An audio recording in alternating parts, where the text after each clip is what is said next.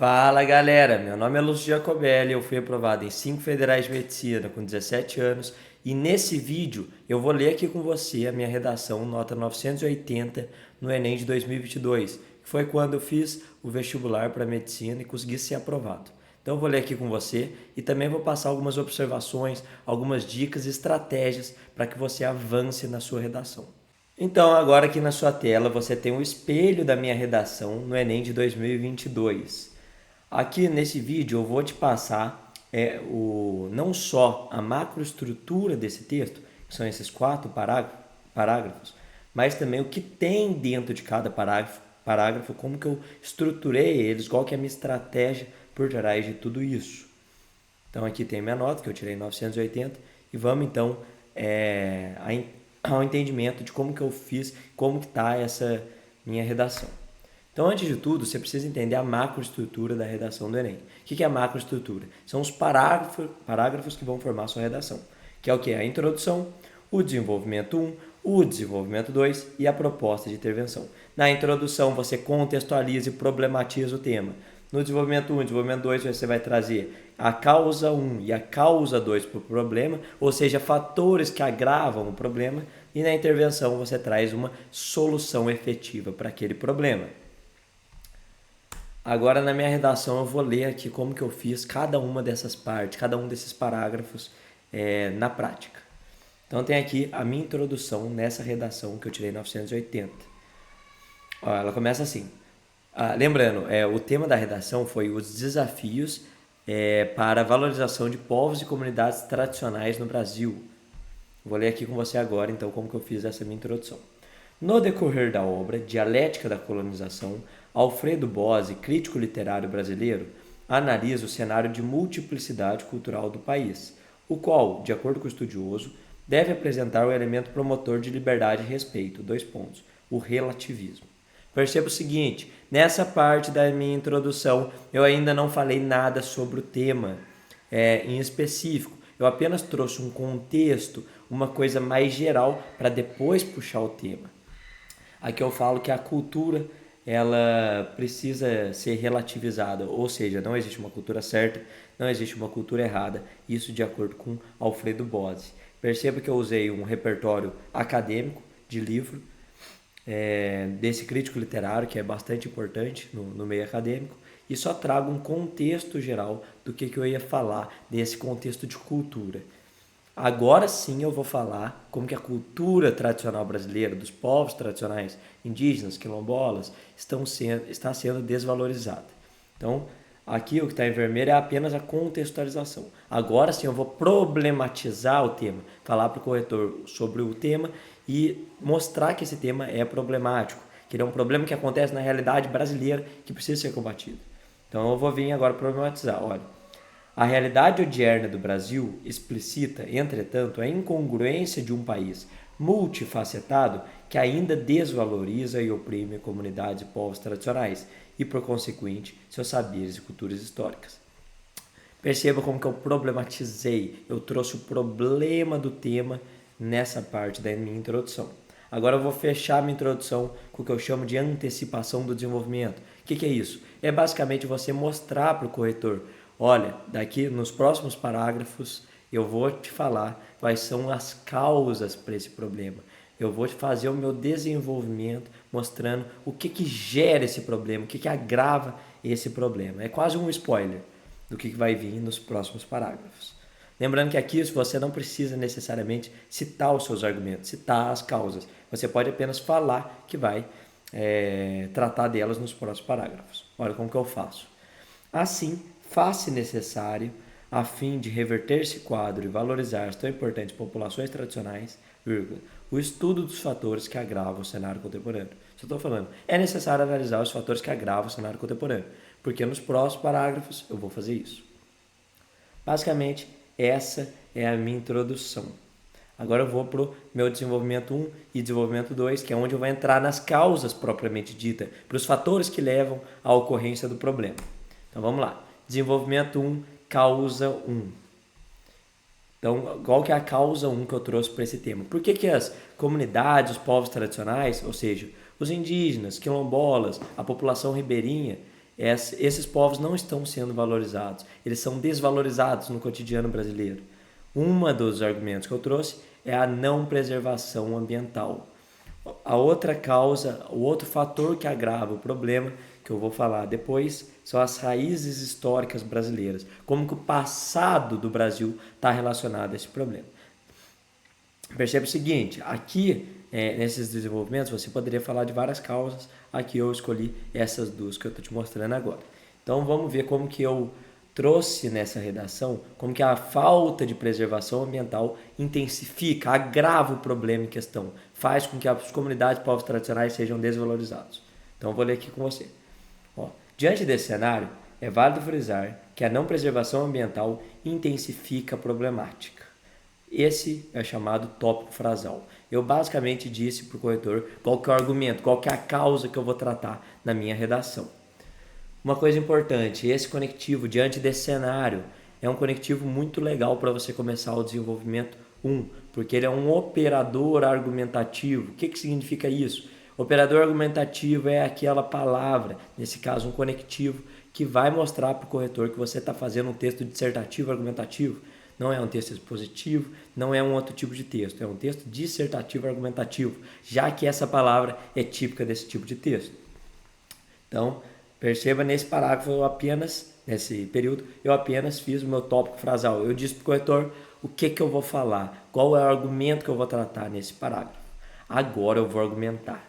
O que é argumentar? É mostrar para o corretor, esse em azul, mostrar para o corretor por que a falta de preservação ambiental está agravando um problema. Por que a falta de preservação ambiental é um argumento para esse tema. Então eu vou falar. Lá, olha lá. Nessa linha de raciocínio, ao longo da obra História da Ideia de Natureza, Robert Lenoble, filósofo francês, discute o impacto do racionalismo cartesiano na concepção de que, devido à presença de razão, os seres humanos detêm um privilégio especial. A exploração da natureza como um mecanismo a ser controlado.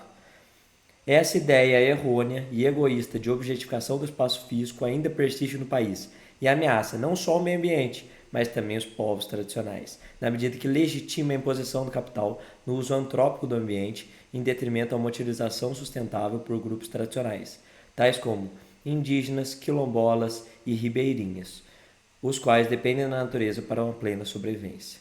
Olha como que eu embaso a minha tese, eu embaso a minha teoria de que a falta de preservação ambiental está intensificando a problemática. Eu trago, antes de argumentar, um repertório que mostra o quê? Olha, o ser humano está achando que ele pode explorar a natureza bem como ele quer.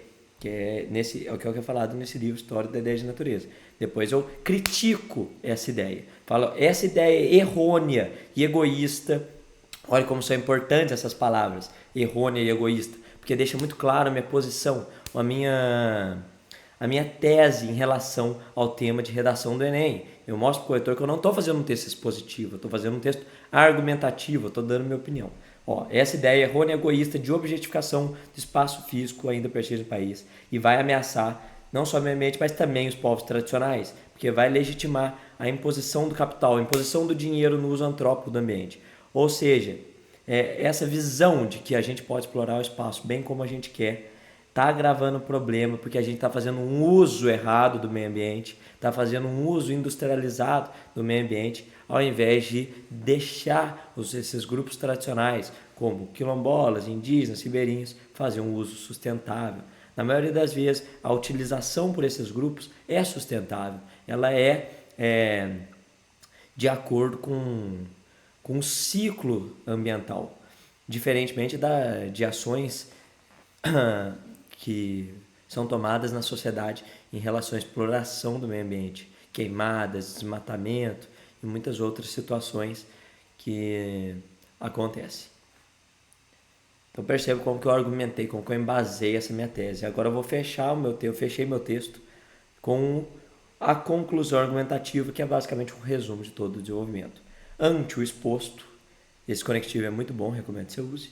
Ante o exposto, enquanto a mercantilização do espaço, ou seja, o espaço só servir para gerar renda, enquanto a mercantilização do espaço for a regra, o respeito às culturas tradicionais será a exceção. Então, fechou. Eu deixei muito claro para o corretor porque a falta de preservação do meio ambiente está levando à marginalização dos povos tradicionais, porque eles não conseguem explorar a natureza de forma sustentável. Agora eu vou fazer o segundo argumento, mostrar para o corretor outra causa, outro fator que está agravando a problemática em questão. Nesse caso, as raízes históricas. Como que o passado ele influencia na desvalorização das comunidades tradicionais. Então eu vou fazer de novo com a mesma estrutura que eu já fiz no outro parágrafo. Tópico frasal, argumentação e conclusão argumentativa. Tópico frasal, eu vou só trazer o argumento. Ademais, é imperioso destacar que as raízes históricas brasileiras de desvalorização de comunidades tradicionais contribuem para a manutenção do problema.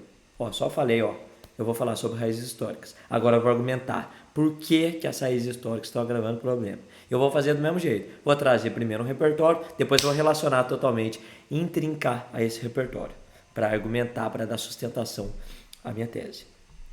Diante dessa perspectiva, é válido citar o pensamento de Walter Benjamin, filósofo alemão, de que o esclarecimento sobre ações coletivas deve ter como fulcro, deve ter como a base, o entendimento, sobretudo crítico, de eventos precedentes, de eventos que ocorreram no passado. Desse modo, é possível compreender o desrespeito às sociedades tradicionais como resultado de anos de colonização portuguesa, já que a sobreposição da cultura europeia coibiu a plena integração social desses grupos e incide até hoje em discriminações descabidas a esses povos.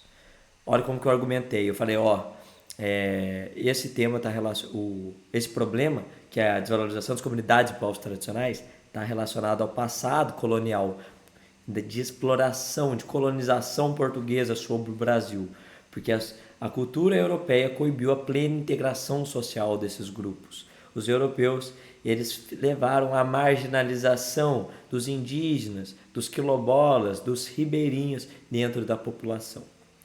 Agora eu vou fechar meu argumento. Resta evidente, pois, outro conectivo muito bom, lá no primeiro eu usei o anteexposto, aqui eu vou usar o conectivo de conclusão, resta evidente, pois, os reflexos do passado desigual brasileiro em problemas da atualidade. Fechei o meu parágrafo mostrando para o corretor, fazendo uma conclusão de tudo que eu falei. Agora eu vou para a minha proposta de intervenção. Então eu já fiz minha introdução, já contextualizei e problematizei. Já fiz desenvolvimento 1, desenvolvimento 2, trazendo fatores agravantes do problema. Agora eu vou fechar meu texto com a proposta de intervenção, mostrando para o corretor uma possível solução para o meu problema. Nessa redação que eu tirei em 980, eu fiz uma proposta de intervenção completa e uma incompleta.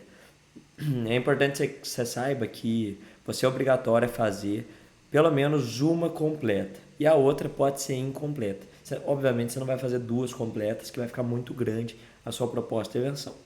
Lembrando que dizer se é completa ou incompleta diz referência a esses 5 elementos que deve ter na sua proposta de intervenção. O agente, a ação, o modo, finalidade e detalhamento. Agente, quem vai fazer a ação? A ação. Modo, como vai ser feita a ação. Finalidade, qual que é o motivo, qual que é o fim, qual que é a finalidade da sua ação. E o detalhamento é quando você explora mais algum desses 4 elementos anteriores. Então, vou ler para vocês como que eu fiz a minha proposta de intervenção.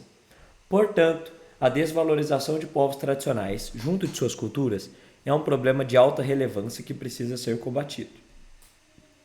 Agora que eu vou entrar nos 5 elementos de fato. Para isso, assiste ao tem o mesmo significado de cabe ao poder público, órgão responsável pela defesa dos interesses sociais. Olha aqui, poder público é o agente. Quando eu faço esse aposto, órgão responsável pela defesa dos interesses sociais, eu estou fazendo um detalhamento do agente. Então, eu já cumpri esses 2 fatores. Agora eu vou falar qual que é a ação do poder público. Incluir socialmente as comunidades e povos tradicionais.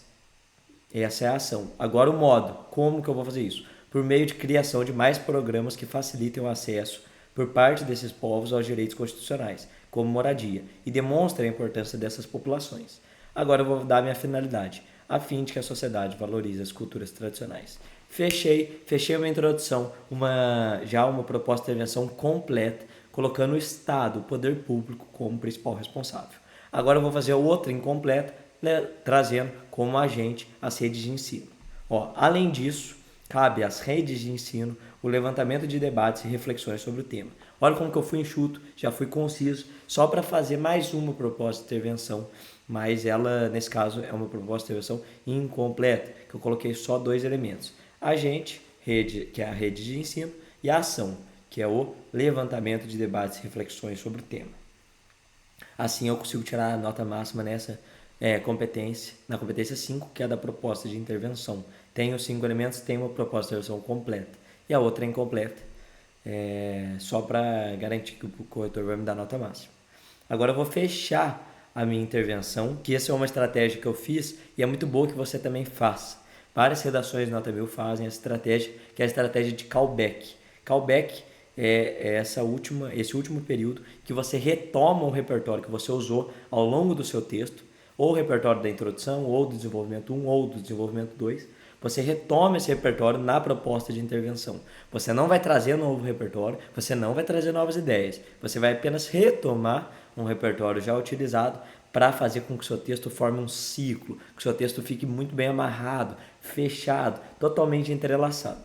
Então, olha como que eu fechei meu texto. Com tais medidas, espera-se o entendimento social acerca do valor de todas as culturas, pregado por Alfredo Bose, que é o que eu usei lá na introdução. Então, o valor de todas as culturas, pregado por Alfredo Bose, na formação de um país saudável. Olha como que eu fecho meu texto, fazendo, na verdade, um detalhamento de toda a minha proposta de intervenção. Pensa aí, igual o fator que eu estou detalhando. Eu vou tomar uma água. Nesse caso, eu estou detalhando a finalidade, ou seja, qual que é a finalidade de tudo isso, dessas 2 propostas de intervenção que eu fiz. Nesse caso, a finalidade é o entendimento social acerca do valor de todas as culturas. E nesse detalhamento, eu só cito alguns dos repertórios que eu já utilizei para deixar o texto bem amarrado. Essa é a estratégia de callback. Então, esse foi meu texto que eu tirei 980 na redação do Enem de 2022. Tem uma coisa interessante sobre esse texto que eu quero que você reflita junto comigo.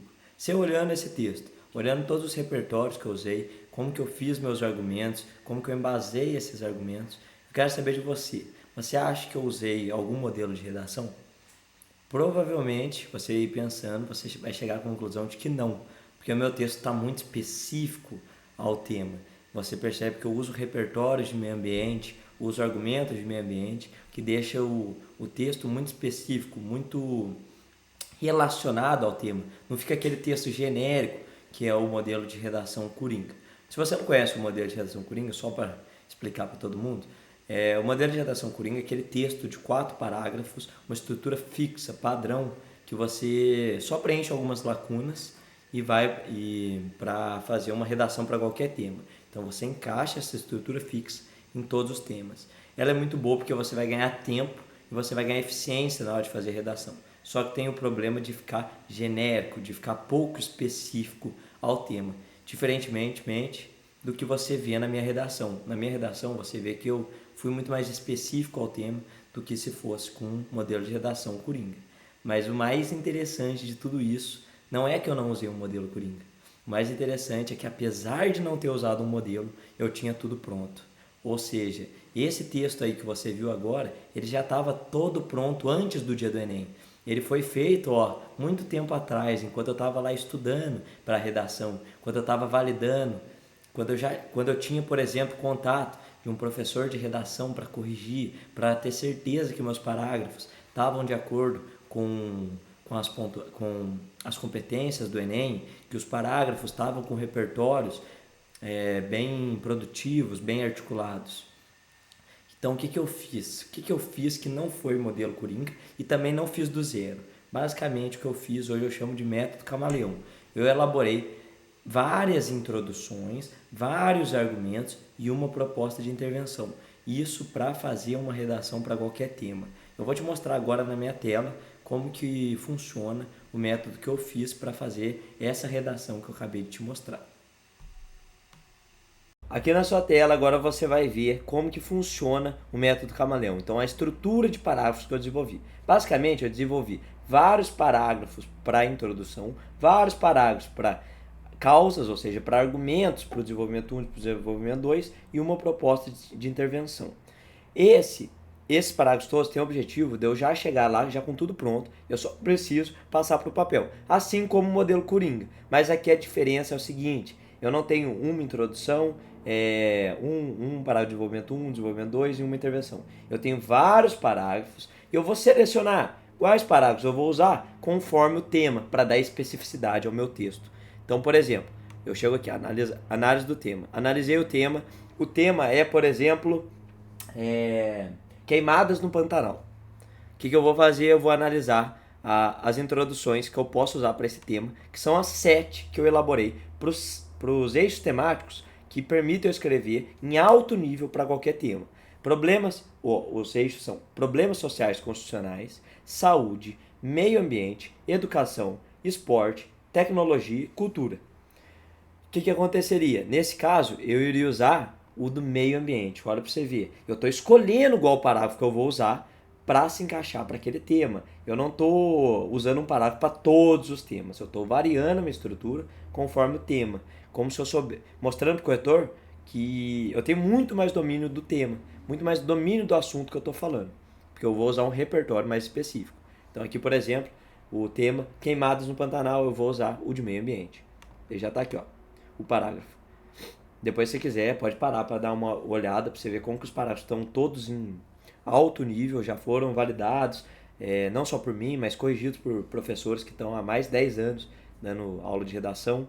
Então, são estruturas realmente muito efetivas, muito validadas.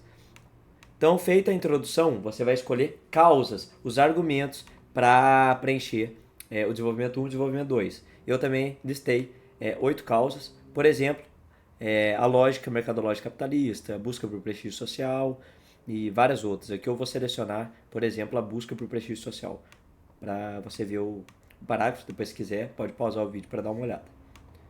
E por fim, uma proposta de intervenção que se encaixe para todos os temas, para não ter dificuldade também de escrever a proposta de intervenção.